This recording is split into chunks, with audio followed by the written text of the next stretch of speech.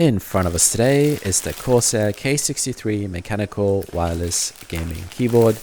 This is their compact size factor one without the numpad on the side. Some people may object to that because they're used to the full-size keyboard. In that case, I recommend maybe looking at the K57. For the same price as this keyboard, you can get a keyboard and a mouse sort of bundle with the K57, and it's wireless too. I personally own the K70, which is the bigger brother to this one, and a Coolermaster CK530, which is also a compact keyboard. And after using both for 6 months, you just get used to it. Some benefits to the smaller form factor is you get more space on your desk and it's easier to move around. I personally favor that in my current setup. But we're going to have a look, and we're going to open the box real quick and check out what's inside. Another FYI kind of interesting information is that this keyboard works on the Xbox Series X. So if you wanted some, sort of Google productivity on that, then maybe you should kind of consider getting this keyboard as well. It's a little bit on the pricey side, but it's a bit of an investment. Corsair built this one quite well, and they talk about the gold contact Cherry MX switches, which are very high quality. So this is what we get, and this is what we see when we open the box.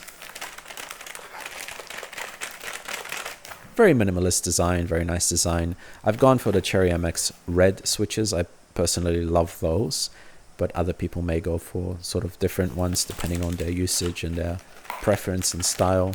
Everyone has different preferences at the end of the day, and it's really down to personal choice. But I'm going to tug at the box a little bit and see what I can pull out and talk about it real quick. On the very back, we've got the dongle, just a wireless dongle. So Corsair boasts a 1 millisecond response time, 2.4 gigahertz wireless technology, which is really good, great for gaming. We also have the little warranty guide with some of the instructional information inside, which is good.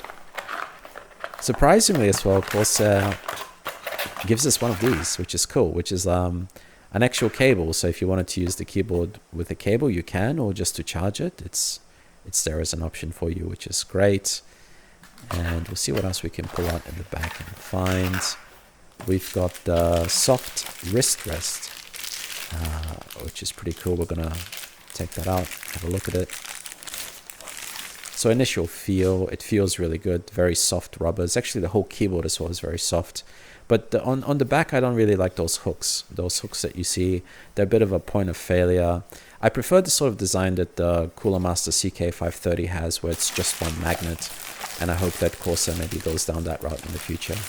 But anyway, let's check out the keyboard and let's have a look.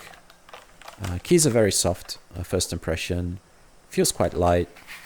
Solid though, well built. In my opinion, definitely a lot better than the K57, which doesn't have the mechanical switches. I feel like if you use mechanical switches, it's very, very difficult to ever go back to anything else. They're just so high quality and they feel so good and they last a long time. On the very top, we have a couple of cool things. So dedicated volume and multimedia and light controls.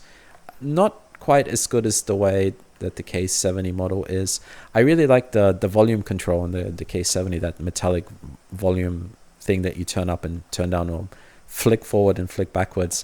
I think that Corsair should put that on each one of their keyboards because it's just such a good design feature, and it's really hard to live without. I really like it. On the back, we've got the little standoffs and legs. Nothing too remarkable. They're well built, solidly placed, and very appropriate for this keyboard. Nothing is out of place. Everything feels as it should be. So we're going to do a very quick type test. I'm going to connect the little soft rest. So these are the Cherry MX switches again, the reds.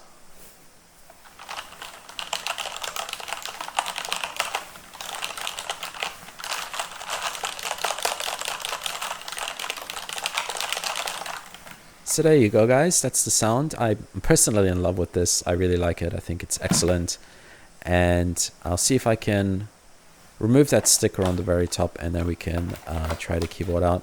But overall, I'm very happy and very impressed with it. Aside from that wrist rest, and maybe the fact that it's not fully RGB, you can't really say too much about this. It's an excellent keyboard.